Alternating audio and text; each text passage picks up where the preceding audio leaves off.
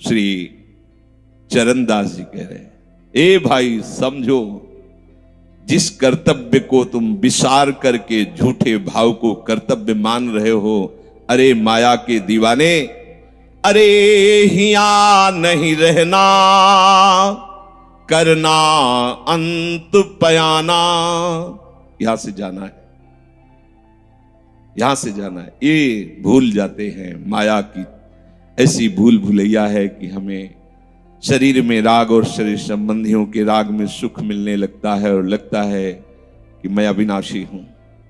वैसे मैं तो अविनाशी ही है, पर विनाशी को लेकर मैं ये भूल कर बैठता है, और जिसको पकड़ा है वो सब विनाशी, सब विनाशी। गो गोचर जहां लग मन जाई, सो सब माया जानो भाई। दुनिया में लाखों का मेला जुड़ा, हंसा जब जब उड़ा तो अकेला उड़ा। समझो, ये माया की चाल है जो तुम्हें समझने नहीं दे रही। अरे भाई समझो, समझो, अरे माया के दीवानों, यहां से हमें जाना है, जाना है। कुछ साथ नहीं ले जाना है, कोई साथ नहीं जाएगा।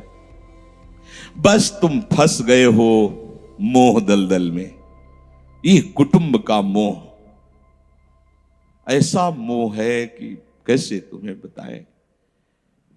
याद ही नहीं आती कि मुझे जाना है, याद ही नहीं आता कि सब छूटना है, ये समझ में नहीं आता कि मैं आया किस लिए। बड़ी विचित्र भूल भुलैया है। मोह कुटुंब के अवसर खोयो। दो बातें आती हैं, परिवार का पालन पोषण, ये धर्म पालन करूं या हरि का भजन करके भगवत प्राप्ति करूं। तो बोले मोह कुटुंब के अवसर खोयो। अवसर मिला है तुमने, भलो पायो दांव रे, चूक ना अवसर प्यारे, भलो पायो दांव रे। बड़ा अच्छा अवसर मिला है भजन करने का, चूक गए तो फिर पछताना पड़ेगा। हरि की शुद्ध बिसराई। अब वो निर्णय करता है परिवार के पोषण का, क्योंकि मोह ममता है। पीछे का, हर बार सत्संग में कहते हैं कि पीछे का रास्ता एकदम बंद हो जाना चाहिए, कि आगे कोई भयावह स्थिति आवे तो लौटने का रास्ता नहीं रहना चाहिए। उपासक को पीछे का मार्ग बंद कर देना चाहिए।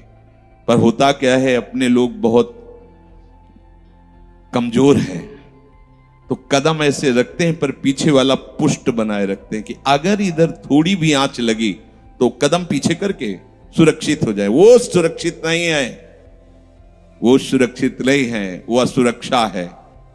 परिवार का राग, अन्य भरोसा, किसी देहधारी का भरोसा, किसी वस्तुओं, ये भरोसे लायक चीज है, अरे क्षण में बिगड़ जाने वाली चीज है। भरोसा तो हरि का है, भरोसा तो हरि गुरु चरण सेवा अनुसरो। ये भरोसा कभी तुम्हें विश्वासहीन नहीं होने देगा, ये भरोसा कभी धोखा नहीं। साधुते हो न कारज हानि, कभी तुम्हारा मंगल नहीं हो सकता। मोह कुटुंब के अवसर खोयो, हरि की शुद्ध बिसराई। अब दिन तो बैल की तरह काम करने में व्यतीत हो रहा है, और रात्रि नींद और भोग में समाप्त हो रही है। आठों पहर की 60 घड़ियां बेकार में इसने व्यतीत कर दी। एक क्षण भी शांति से बैठकर विचार नहीं किया कि मेरा जन्म किस लिए हुआ है, मैं क्या कर रहा हूं, और अपना कुशल चाहता है। एक छिन हरि को नाम लीनो, कुशल कहां ते हुई, तब लग कुशलन जीव को सपने हो मन विश्राम। स्वप्न में भी शांति नहीं मिल सकती जब तक भजन नहीं करोगे। बालक अवस्था तो खेल में चली गई, जवानी हुआ तो अहंकार मद छाया, मैं करता मैं भोगता इसमें चली गई। जब वृद्ध आया तो रोग और चिंताओं ने घेर लिया। अब इतना दुखी है कि वो सोच भी नहीं सकता कि मैं इनसे दूर होकर भजन कर लूं। ये जो वो भजन का नाटक होता है, भजन में हम देखते हैं, ऐसे ही लगा रहता है, कैसे हो और बढ़िया से, और क्या करें, और मरने का ठौर आ रहा है, और क्या करें। तुम आए हो भजन करने के लिए, और में भी फंसे हो। क्या कर दूं, कहां से कैसे व्यवस्था कर दूं। हम ही चला रहे हैं, भले वृंदावन में बैठे परिवार हमारे अनुसार चलेगा, हमारे ही, नहीं तो नष्ट हो जाएंगे। आए हैं वनवास करने के लिए, भजन करने के लिए, पूरा का पूरा प्रपंच दिमाग में पता लगता है। वृद्ध भय चिंताति उपजी, दुख में कछु न सुहाता। अरे भूल क्यों रहे हो, चेतो। साधु चेताता है जगत को, चेतो। काल रूपी शिकारी धनुष पर विष का बाण चढ़ा चुका है, तुम ठीक निशाने पे हो, होश में हो जाओ। अगर अब कोई तुम्हें निशाने से बचा सकता है तो काल का भी महाकाल हरि बचा सकता है, दूसरा कोई नहीं। आए अचानक बांधे, यम के दूत आकर अचानक बंधन में डाल करके ले जाते हैं। अब वो निर्णय कर रहे हैं, झूठे जग से नेह छोड़कर साचो हरिनाम उचारो। चरणदास सुखदेव कहते हैं अपना भला विचारो, इसी में अपना भला है। तो क्या करें, घर परिवार छोड़कर तुम्हारी तरह बाबा जी बन जाए? बाबा जी बनने से भगवत प्राप्ति नहीं होती। अगर आप बाबा जी बाहरी बात को ले रहे हैं तो उसको समझ लीजिए, बाबा जी बनने से भगवत प्राप्ति नहीं होती, प्रभु के होने से भगवत प्राप्ति होती है। वो आप चाहे गृहस्थ वेश में रहकर बनो या आप विरक्त वेश, दो मार्ग शास्त्रों ने स्थापित किए हैं, वो प्रभु के लिए। अगर वेश बदल लिया है और परिवार का राग है, भोगों का राग है, संसार की सत्यता का भान हो रहा कि सब सत्य है, कोई फर्क नहीं पड़ता। वेश परिवर्तन से कोई फर्क नहीं पड़ता। गधे की पीठ में चाहे मिट्टी ला दो, चाहे कबाड़ ला दो, चाहे बेद ला दो, उसको बाहर से मतलब है। शरीर में चाहे लाल कपड़ा पहनो, चाहे सफेद पहनो, चाहे काला पहनो, चाहे नीला पहनो, चाहे पीला पहनो, ये तो वस्त्र है। आपका उद्देश्य क्या हुआ, आपका अपनापन कहां गया, ये खास बात है। कहीं ऐसा नहीं लिखा कि बाबा जी बनने से वो मोक्ष पद प्राप्त, नहीं। जहां संत की बात आएगी वहां लक्षण होंगे, जहां भगवत प्राप्ति की बात आएगी वहां मन का प्रभु में तन्मयता होना, प्रभु में डूबना, प्रभु के चिंतन में मगन होना होगा। वो चाहे गृहस्थ हो चाहे विरक्त हो, दोनों के। एक है कि संसार का व्यवहार पसंद नहीं तो निवृत्ति मार्ग का पथिक बन गया, और एक है कि संसार के व्यवहार को भगवत स्वरूप समझकर, भगवत अर्पित करते हुए अपने को प्रभु का मानकर, प्रभु को अपना मानकर चल रहा है, ठीक वैसे ही भगवत प्राप्ति उसको भी होगी। हम लोग जब सत्संग में बात सुनते हैं तो निर्णय करने के लिए हमारा ही हृदय होता है। अब लगा कि नहीं ठीक है, भजन तो करना है, पर हम ऐसा नहीं है कि कर्तव्य के लिए रुक रहे, पर कुछ समय अब हम लेंगे, फटाफट सब निपटा के। तो तुमसे भी चतुर काल है, वो उतने ही समय में तुम्हें निपटा देगा। बहुत चतुर है। हमने बहुत से लोगों के मुझसे सुना है कि बस ये काम हो जाए हम आए, आज तक वो लौट के नहीं आ पाए, क्योंकि वो गली ऐसी है, क्या है, बहुत दलदल है आगे। जो गया ना मोह कलिल में डूबा, अब निकल पाना बड़ा मुश्किल है।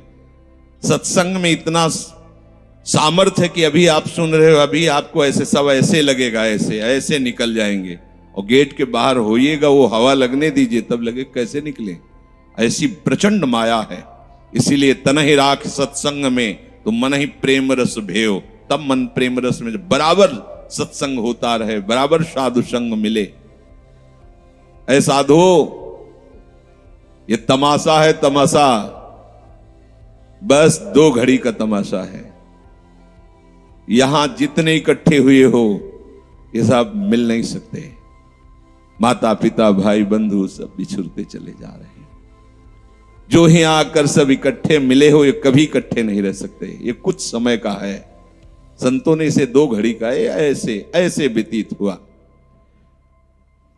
हम लोग परिवार को अपना मैं मानकर, मेरा मानकर के जो पोषित कर रहे हैं, वो कुछ समय के लिए है।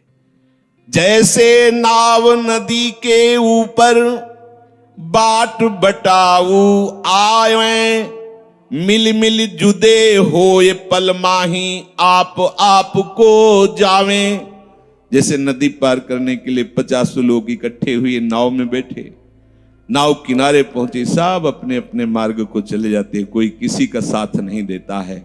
ऐसे ही मृत्यु का समय आया, आप कितना भी प्यार करो, वो लौट के आपसे पूछने के लिए नहीं आएगा आप कैसे हो, या आपने कितना भी सबके लिए किया है, मोह से युक्त होकर अपना जीवन, विशेष जीवन आपने दे दिया, लेकिन आपकी क्या दुर्गति होगी किसी को कोई परवाह नहीं है। फूंक ताप के 10-5 दिन में वो जो दिन क्रिया हुई, इसके बाद सब मौज मस्ती में होते हैं। कोई तुम्हारा चिंतन, कोई तुम्हारा नाम नहीं लेगा, कोई तुम्हारे लिए आंसू नहीं बहेगा। वो अगर कोई रोता है तो हमने सुना है कैसे रोता है। आज तक हमने जो कहा वही इन्होंने पूरा किया, मतलब अपनी कामनाओं की पूर्ति के लिए रोता है। अब कौन हमारी बात सुनेगा? तुम कितना हमें चाहते थे, कोई नहीं उतना चाहता। क्या कह के रो रहा है? क्या कह के रो रहा है? अपनी कामनाओं की, स्वार्थ की पूर्ति के लिए रो रहा है, तुम्हारे लिए नहीं रो रहा वो। ये भगवान का बगीचा है संसार, रंग बिरंगे फूल हैं। कुछ तो कली ही मुरझा कर नष्ट हो जाती है, कुछ फूल खिलकर नष्ट हो जाते हैं, कुछ में ऐसी सुगंध आती, थोड़ा सुगंध फैलती, वो भी नष्ट हो जाते हैं। ये बगीचा केवल देखने में सुहावना लगता है बड़ा भयावना। इसमें मृत्यु का तांडव हो रहा है। आप देखो, प्रतिपल मृत्यु भयावा, पर कैसी माया है। सामने वाला पतिंगा जला, फिर भी वो जाके उसी में जलता है। ऐसे फूंक के आ रहे हैं एक को, और उनको ये वैराग्य नहीं हो रहा कि मेरे शरीर की भी यही दशा होनी, मुझे कुछ कर लेना चाहिए, ऐसी कुछ कर लेना चाहिए जिससे हम कालातीत अवस्था को प्राप्त हो जाए। क्यों नहीं कर पाता? दारा सुत संपत्ति को सुख, ज्यों मोती ओस बिलावे, यहाँ ही मिले और यहाँ ही नासे, ता क्यों पछतावे। अरे भाई, ये पुत्र और परिवार का मिलन और ये सुख ऐसा है जैसे पत्ते में ओस की बूंद, कितने सेकंड में ढल जाएगी कुछ पता नहीं। ऐसे ही ये है। बड़े हर्षित हो रहे हैं, बाजे बजवा रहे हैं, बहुत दिनों बाद लड़का हुआ है, फूले नहीं समा रहे, और काल की अवधि बहुत अलु खत्म। अब वो बूंद जो है पत्ते में गिर गई। अब किस बात को लेकर यहां खुशी मनाई जाए? किस बात को लेकर हम यहां गर्व करें? बहुत सावधानी की जरूरत है। जो यहां मिला वो यहीं छूट जाएगा। आप जब जाओगे तो आपके साथ हरि भजन वो किया नहीं, आपके साथ ही हरि उनको माना नहीं। क्या करो? कुछ दे दे। क्या? सबको सुख देने की भावना, सब में प्रभु की भावना। जो भी तुम्हारे पास मन वचन कर्म से प्राप्त हुआ है वो सबको सुख देने के लिए है, सब में प्रभु है। ये बात समझ में नहीं आएगी। सबको क्यों सुख दें? क्योंकि सुख मिलना है। आप सिद्धांत समझो। आप सबके सुखों को खींच करके उनको दुख देकर सुखी होना चाहते हो, तो वो दुख लौट कर बड़ा भारी रूप रख करके आपको भोगना पड़ेगा। आप दूसरे को सुख दिए तो सुख लौट के बड़ा भारी सुख आपको देगा। ये सिद्धांत समझो ना, पर समझ ठीक है नहीं। तो हम दूसरे को दुख दे करके अपने को सुखी मानना चाहते हैं, तो वो दुख बहुत बड़ा रूप रख के आता है और हम दुखी हो जाते हैं। नहीं, आज तक तो सब लोग सुख के लिए ही कर रहे हो, तो सुखी हो जाना चाहिए। मतलब गलत है, कहीं ना कहीं सिद्धांत गलत है। सत्संगति को लाभ बड़ो है, साधु भक्त समझावे, चरण दास ही राम सुमिर ले, गुरु सुख देव बतावे। चरणदास जी कह रहे, तुम्हारा परम हितकारी हरि है, उसी से नेह लगा लो, सदगुरु के वचनों पर विश्वास करो, प्रभु के नाम का निरंतर रटन करो। अब ये बात हमारी समझ में आई सत्संग के द्वारा कि हमारे जीवन के जो दो उद्देश्य बन रहे थे कि एक तो क्या करें, परिवार का पोषण करें या हरि भजन करें। तो दो भाव जो बने थे उनको तो मिटार दो, दो है ही नहीं। घर गृहस्थी में जो है बिल्कुल उसे बंधनकारी मत समझो। प्रभु का सब कुछ मानकर नाम सुमिरन करते हुए जो सेवा करो, अरे बड़ा आनंद आता है। आपको लगता है कि बैठकर भजन होता है, बिल्कुल ये मन की चाल है, नहीं होता। मन को भजन में नहीं लगाओगे तो चाहे पड़े रहो चाहे बैठे रहो, भजन नहीं होने वाला। और अगर भजन में लगाओगे तो फावड़ा चलाते हुए भजन होगा। जब नाम का अभ्यास करना था तो नई अवस्था थी, तो गुरुजन हर समय सेवा में लगाए रहते थे। बड़ी बड़ी पत्थर की शिलाएं आश्रम में थी, उठा उठा कर उनको जमा कर खोद के बना बराबर करना, तुलसी का बगीचा लगाना, गेंदे का बगीचा लगाना, और वृक्षों को हैंड पैप से भर भर के पानी 100 बाल्टी खूब सींचना खूब, और उसमें भी नाम स्मरण करना। और जो पूर्व सदगुरुदेव भगवान थे बड़े ही बाहरी कठोर नियम वाले, और उस समय नाम का अभ्यास उसी समय करवाया गुरुदेव भगवान ने। ऐसे नाम पूरे में सोने लगाना, गुरुदेव भगवान की कृपा से ये समझ में आया। तो हमें लगता है कि कोई भी काम करते हुए भजन हो सकता है, कोई भी। अरे जब युद्ध हो सकता है तो और क्या बात है। अब बोलो आपका निर्णय कि मैं परमार्थ में जाऊं या व्यवहार ठीक करूं। हम कह रहे हैं वो व्यवहार ही परमार्थ बना लो ना, भागने की जरूरत कहां है। और जब आपकी अरुचि बढ़ेगी, वैराग्य बढ़ेगा, तो तुम्हें कोई रोक नहीं पाएगा। वो तो स्थिति आएगी, और अगर स्थिति के लिए बिना तुम भागोगे तो यहां के वही प्रपंच करोगे, यहां भी वही प्रपंच करोगे, भजन नहीं होगा। तो पहले तो साधक को इस बात को लेकर संदेह होता है कि संसार का व्यवहार करना कर्तव्य है या भजन करके भगवत प्राप्ति करना कर्तव्य। अब उसका सत्संग के द्वारा निर्णय होता है, चाहे शास्त्र का चाहे संतों का, कि नहीं नहीं मुझे तो इस जन्म में भगवत प्राप्ति करनी है। संसार के इन सब कार्यों को तो बहुत जन्मों में किया है, अब इस जन्म में भगवत प्राप्ति करनी है। ऐसा निर्णय सत्संग से होता है। जब ऐसा निर्णय हुआ तो भोग उसे कड़वे लगने लगे। ये शरीर का विलास, इंद्रियों का विलास उसको एक दुखद लगने, कैसे कैसे छोड़ूं, कैसे हटूं। अब उसी को वैराग्य कहते हैं। अब उसके अंदर वैराग्य बढ़ने लगा। जब वैराग्य बढ़ने लगा तो वो प्रभु की तरफ चलने के लिए उतावला हुआ। अब उसके सामने प्रभु की तरफ चलने के लिए जो बताने वाले वो शास्त्र हैं और वो संत जन हैं। अब इतने संत जन हैं कि उनकी सबकी अलग अलग साधना है, अलग अलग उपासना है। इतने शास्त्र हैं कि उनकी अलग अलग धाराएं हैं, और बिना इसके कल्याण नहीं होगा। सब कोई कहता है हमारा मार्ग ठीक है, सब सिद्धांत कहते हैं इससे भगवत प्राप्ति, इससे भगवत प्राप्ति, इससे ऐसा, इससे। वो साधक फंस जाता है कि चलूं तो किस में चलूं। उसके सामने साध्य और साधन विषयक तरह तरह के भेद साधकों के द्वारा, संतों के द्वारा, भक्तों के द्वारा डाले जाते हैं सामने। फिर शास्त्र को पढ़ता तो बहुत सी बातें शास्त्र में निकलती हैं, और वो बेचारा परेशान हो जाता है कि अब मैं क्या करूं। संसार का तो सत्संग के द्वारा समझ लिया कि ये ठीक नहीं, मुझे भगवत प्राप्ति, पर कैसे भगवत प्राप्ति करूं। अब इसका निर्णय करना उस नवीन साधक के लिए बहुत कठिन होता है। परंतु भगवत कृपा का वो जिसने आश्रय ले लिया वो यहां टिकता नहीं है इस संशय में। परमार्थ भगवत कृपा से पुष्ट होता है। सबसे पहले प्रभु हरि को गुरु बनाना चाहिए, वही सबके गुरु हैं। जब हम घर से निकलने की सोच रहे हैं उस समय वो सोच भी गुरु दे रहा है, वो हरि गुरु उस समय सोच भी दे रहा है वही। तो जब हमारी ऐसी स्थिति आती है कि हम निर्णय नहीं कर पाते तो अंदर से प्रभु को पुकारना चाहिए, हे गुरुदेव हरि, आप प्रकट रूप में मिलो और मेरा समाधान करो। अब जो ही वो अंदर से ऐसी दशा में प्रभु की शरण होकर के पुकारता है तो भगवत कृपा उसे सदगुरुदेव के रूप में प्राप्त हो जाती है। ये ओहो, जो मैं खोज रहा था वो मिल गया। वो अंदर से भगवान उसको वहां पहुंचा देते हैं, वो बात सुनवा देते हैं, वो संयोग बैठाल देते हैं, जिससे उसके सारे संशय नष्ट हो जाते हैं। अब वो संपूर्ण शास्त्र और संपूर्ण संतों के मत को प्रणाम करके अपने गुरुदेव की आज्ञा पर चलने लगता है।